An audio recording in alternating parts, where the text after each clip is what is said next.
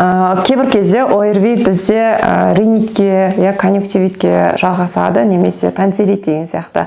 Сондай уақытта біз моментті жіберіп алатын болсақ, ол балада бронхит деген сияқты жөтелдерге ұласуы мүмкін, немесе даже пневмонияға дейін кетіп қалуы мүмкін.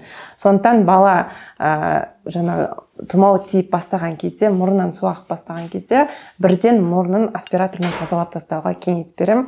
Өйткені балалар сімгіре алмайды физиологиялық тұрғыда, ол сімгіре алмағандықтан оның барлығын жұта береді. Сол кезде ол өкпеге толып, жаңа жөтел деген сияқты, бронхит деген сияқты аурулармен ұласады.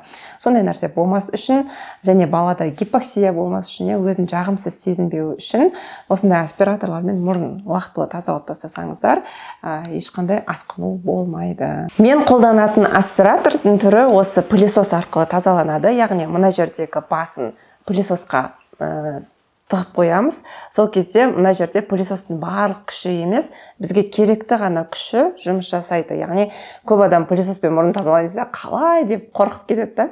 Сондықтан мына жерде міне тесігі кішкентай ғана, бізге керекті ғана ауамен вакуум жасаймыз.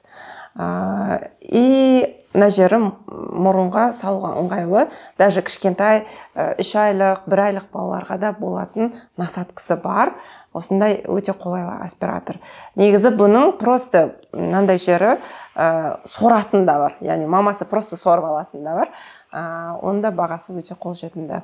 Сондықтан мен өзіме осы түрі ұнады. И Раянаның мұрын, в принципе, осымен тазалап отырам. Яғни қайта-қайта лорға барып тазалатып жүрмеймін.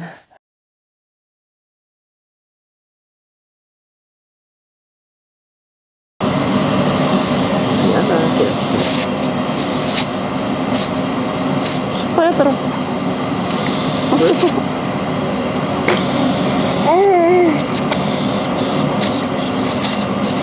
Жоқ қой. Бар, мұрында тұр жаңа көрдім дәу.